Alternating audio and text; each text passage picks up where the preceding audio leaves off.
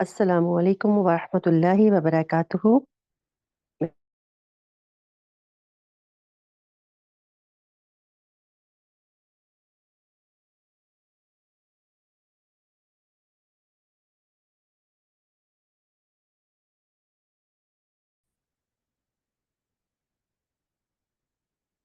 अस्सलामु अलैकुम, मेरी आवाज़ आ रही है?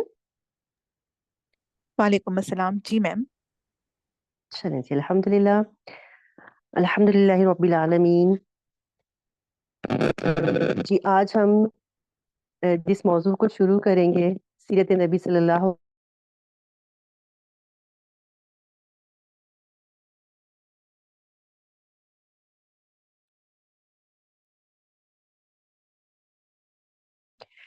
जी, आज जिस टॉपिक को हम शुरू करेंगे वो है सीरत नबी सल्लल्लाहु अलैहि वसल्लम।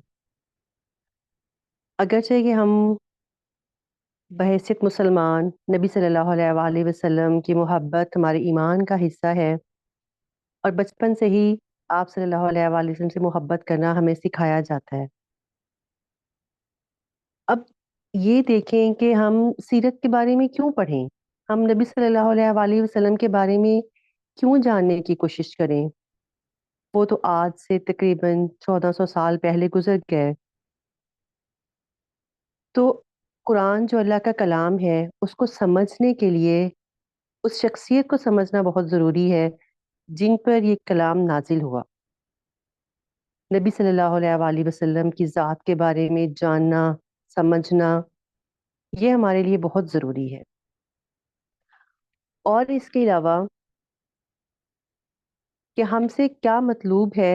अल्लाह ताला ने हमें बनाया, पैदा किया, अल्लाह की बेहतरीन तख्लीक है इंसान, उसे दुनिया में भेजा। उसके भेजने का मकसद क्या था? हमारी ज़िंदगी का मकसद क्या है? उस मकसद को हम कैसे पा सकते हैं? किन राहों पे चल के हम उस मकसद की तकमील कर सकते हैं जिसके लिए हमें दुनिया में भेजा गया? वो हम कैसे जानेंगे? उसके लिए अल्लाह ताला ने एहतमाम किया, अपने पैगंबर नबी सल्लल्लाहु अलैहि वसल्लम को भेजा और उन्होंने हमें सिखाया कि हमने कैसे ज़िंदगी गुजारनी है। वैसे तो सीरत नबी सल्लल्लाहु अलैहि वसल्लम इंतहाई पाकीज़ा और बुलंद पाया मौजू है। इससे मुसलमानों को ये इल्म होता है कि इनका दीन किन-किन मराहिल से गुज़रा। इसके नबी सल्लल्लाहु अलैहि वसल्लम और अस्हाबे नबी पे क्या बीती। अल्लाह ताला ने आप सल्लल्लाहु अलैहि वसल्लम को कैसी-कैसी नस्बी और ख़ानदानी शराफ़त बख्शी, किस तरह वही और रसालत और दावत दीन के लिए आप सल्लल्लाहु अलैहि वसल्लम को मुंतखब फरमाया। फिर आप सल्लल्लाहु अलैहि वसल्लम ने इस राह में क्या-क्या मुशक्क़तें झेलीं, कैसे-कैसे मसाइब बर्दाश्त किए और बिलाखिर किस-किस तरह के इनामात से नवाजे गए। अल्लाह ने छोड़कर बरक़ात नाज़िल फरमा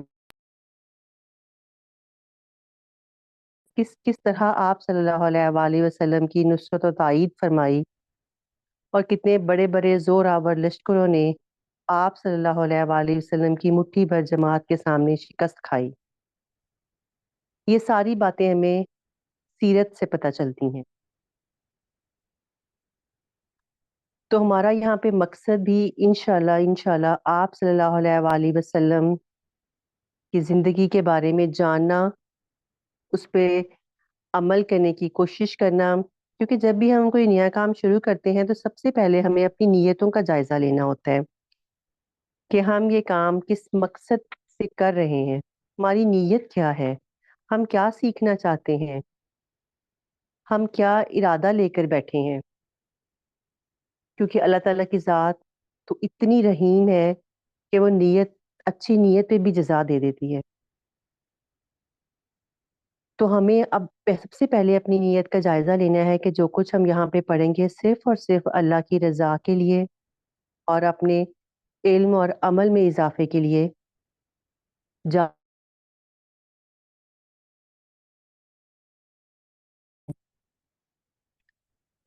और इसके अलावा हमारा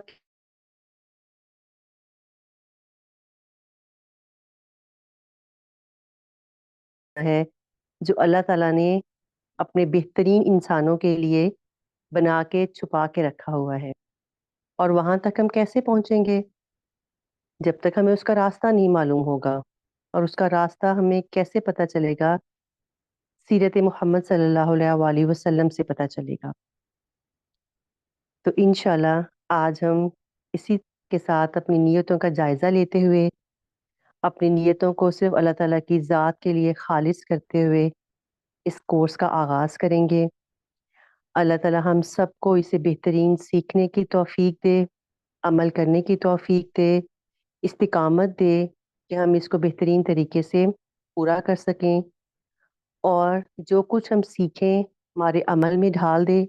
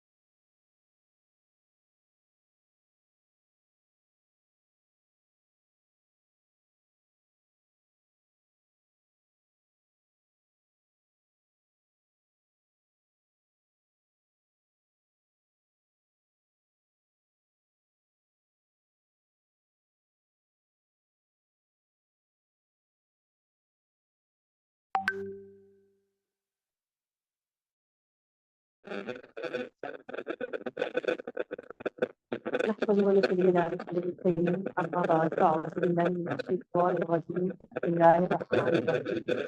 رب اشرح لي صدري ويسر لي أمري واحلل عقدة من لساني يفقهوا قولي. رب زدني علما اللهم وفقنا للرسول. آمين.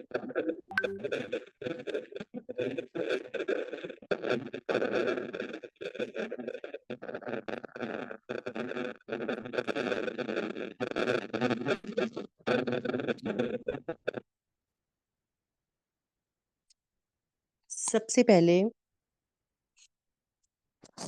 ہم دیکھیں گے نبی صلی اللہ علیہ وآلہ وسلم کا نسب نامہ مبارک۔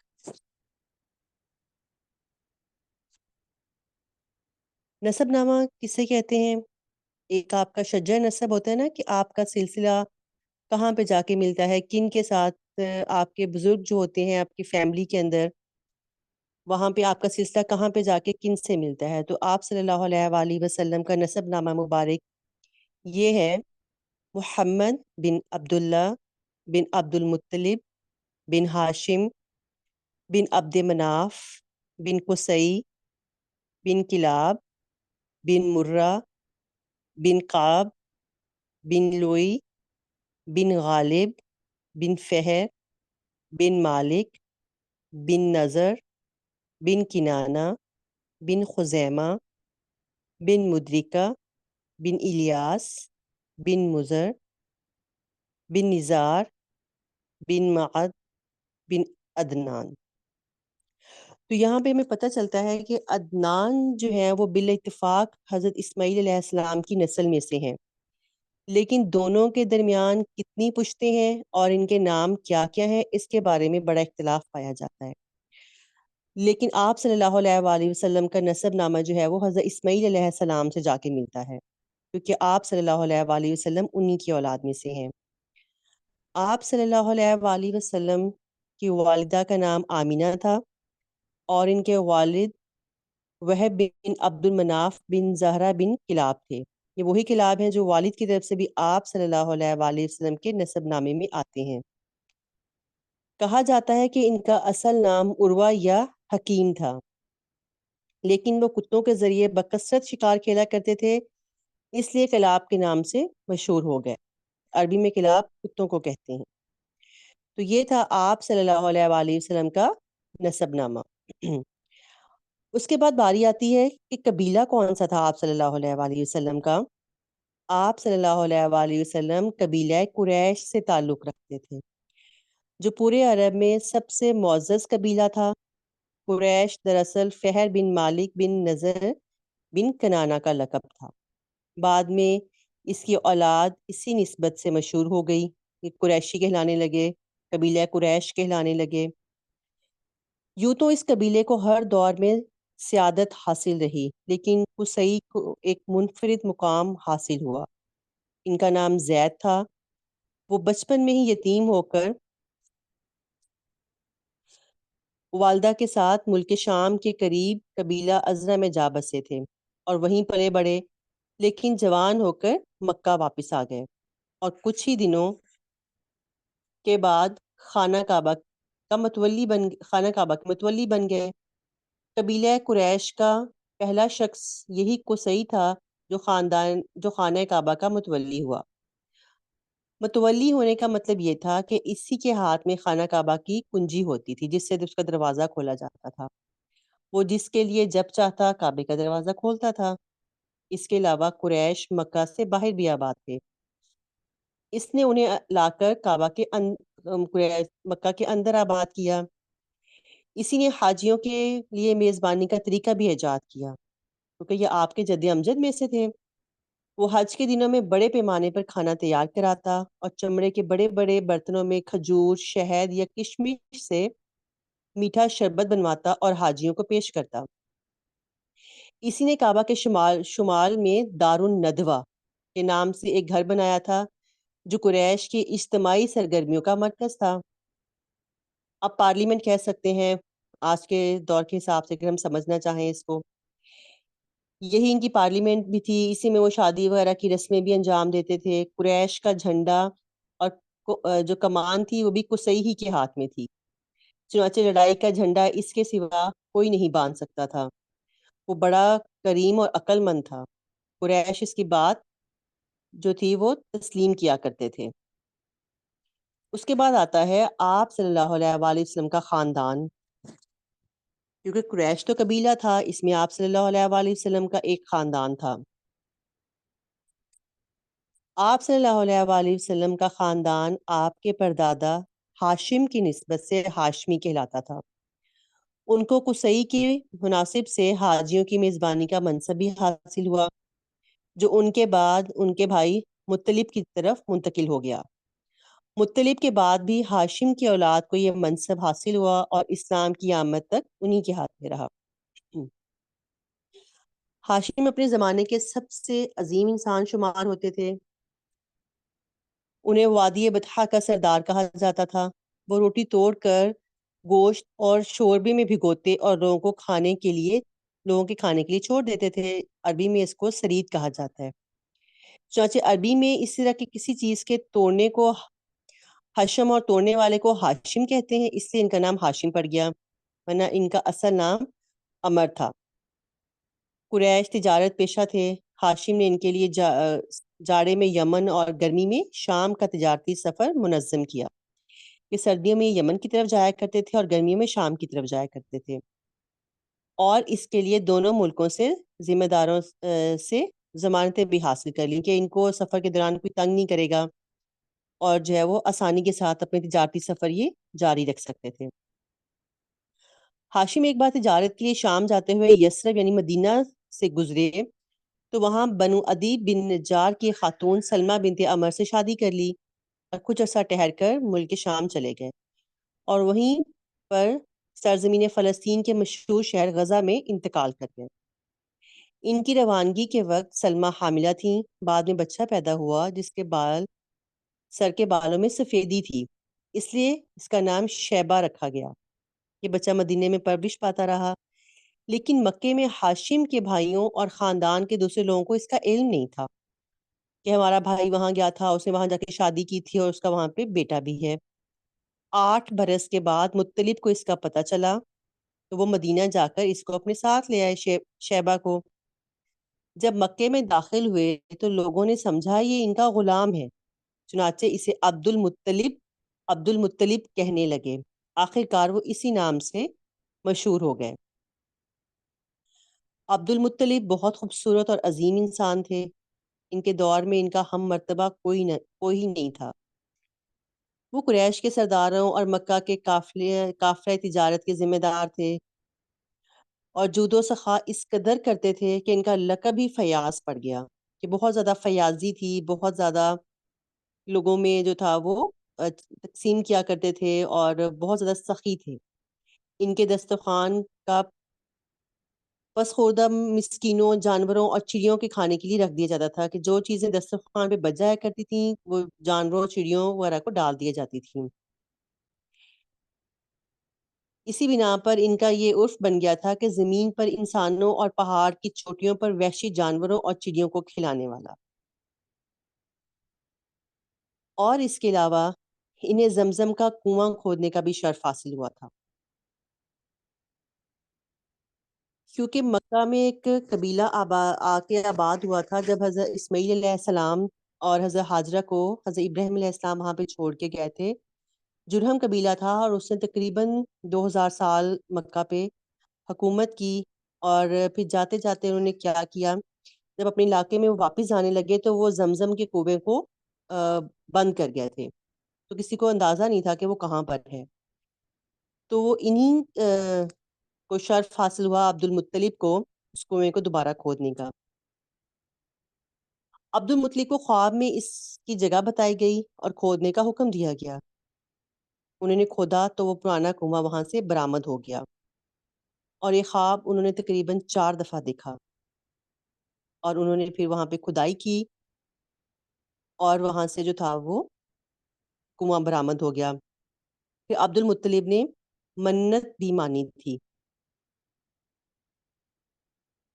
کہ اگر میرے 10 بیٹے ہوں گے تو میں ان میں سے ایک بیٹے کو اللہ کی راہ میں ذبح کر دوں گا۔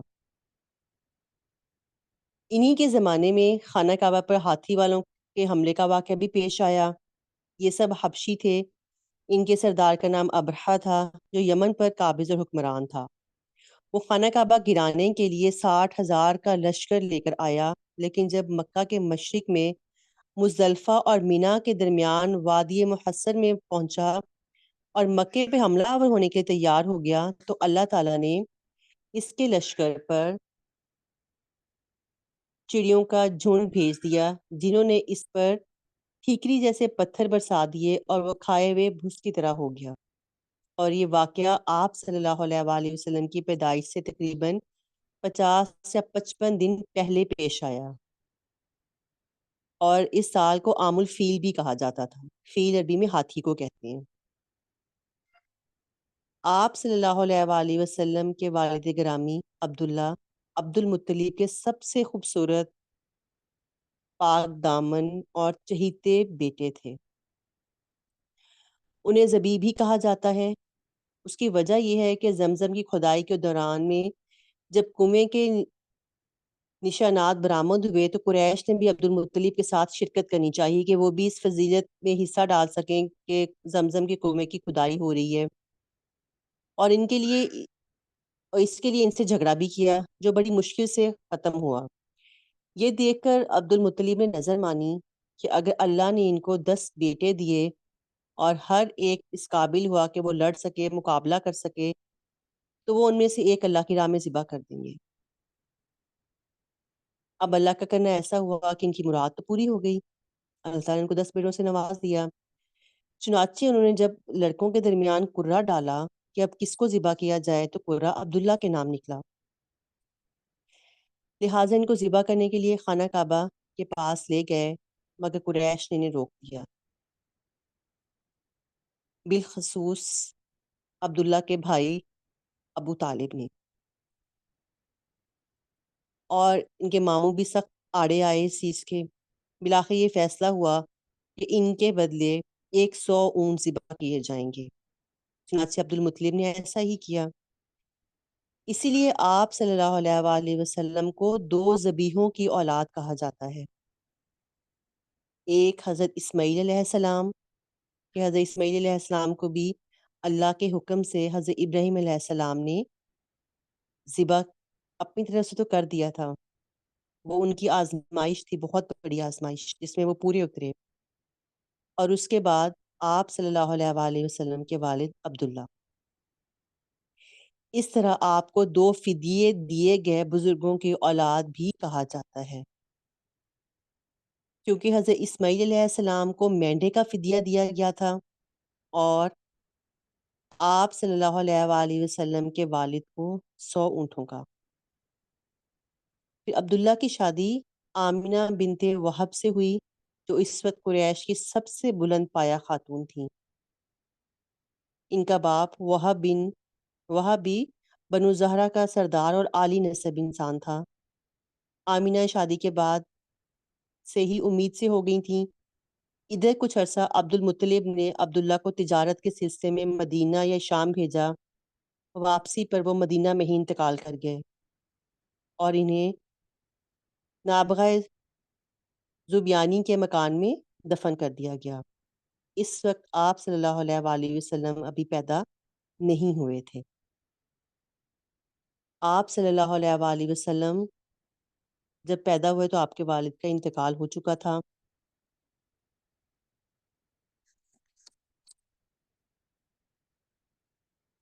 پھر آپ صلی اللہ علیہ وآلہ وسلم مکہ مکرمہ میں بنی ہاشم کے اندر موسم بہار میں پیدا ہوئے۔ یہ سوار کی صبح تھی، ربیع الاول کی 9 اور کہا جاتا ہے کہ 12 تاریخ تھی۔ سال وہی تھا جس میں ابرہہ نے مکہ پر حملہ کیا تھا۔ چونکہ وہ اپنے ساتھ ہاتھی بھی لایا تھا اور عربی میں ہاتھی کو فیل کہتے ہیں، اس لیے اس سال کا نام عام الفیل پڑ گیا۔ اس روز اپریل 571 عیسوی کی 22 تاریخ تھی، اپریل کی 22 تاریخ تھی، اور 571 پیدائش کے وقت دایا کا کام حضرت عبد الرحمن بن عوف کی والدہ شفا بنت عمر نے انجام دیا تھا۔ جب آپ پیدا ہوئے تو آپ صلی اللہ علیہ وآلہ وسلم کی والدہ نے خواب میں دیکھا کہ ان کے جسم سے ایک نور نکلا ہے جس سے ملک شام کے محل روشن ہو گئے۔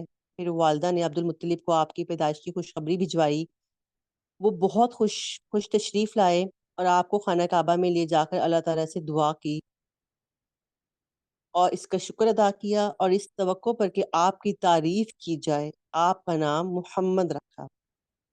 پھر عرب کے دستور کے مطابق 7ویں دن عقیقہ اور ختنہ کیا گیا اور لوگوں کی دعوت کی گئی۔ آپ صلی اللہ علیہ وآلہ وسلم کو آپ کے والد کی لونڈی ایمن گود میں کھلایا کرتی تھیں۔ وہ حبشی تھیں اور ان کا نام برکت تھا۔ اللہ تعالیٰ نے ان پہ بڑا فضل کیا، چنانچہ انہوں نے آپ صلی اللہ علیہ وسلم کی نبوت کا دور بھی پایا، اسلام لائیں اور ہجرت بھی کی۔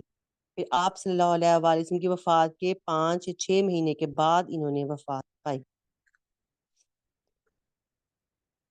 تو آج ہم یہیں تک دیکھیں گے کہ آپ صلی اللہ علیہ وآلہ وسلم کی پیدائش تک، کل انشاءاللہ جو ہے وہ رضاعت کیسے ہوئی آپ صلی اللہ علیہ وآلہ وسلم کی، اور آپ کہاں کہاں رہے بچپن میں، وہ تو انشاءاللہ ہم کل کریں گے۔ آج جو کچھ بھی ہم نے پڑھا، اس سے آپ لوگوں نے کیا سیکھا ہے؟ کون بتائے گا؟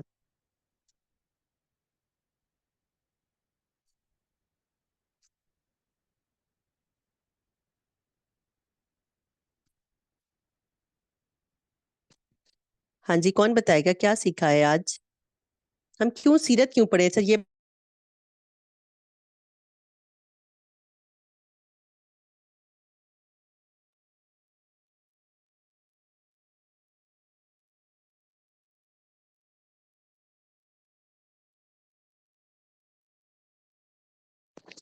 آپ ہینڈ ریس کر دیں جو بتانا چاہتا ہے، پھر اس کا مائک انمیوٹ کر دیا جائے گا.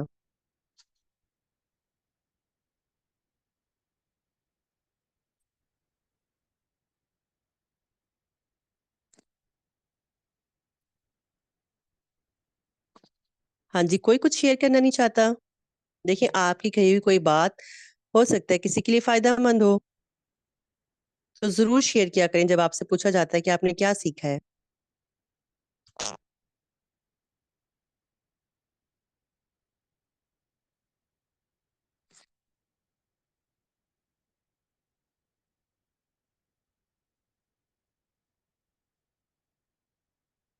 ہاں جی، کوئی نہیں بتائے گا؟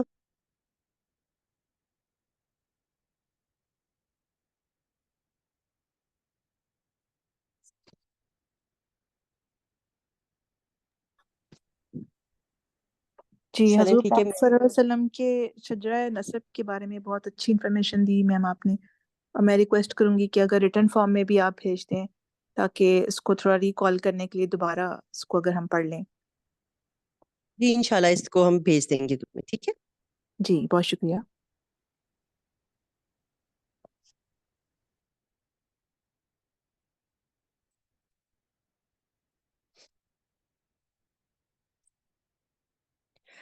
تو آج ہم نے نبی صلی اللہ علیہ وآلہ وسلم کا نسب نامہ مبارک دیکھا. آپ کا قبیلہ کون سا تھا، آپ کا پھر خاندان کون سا تھا،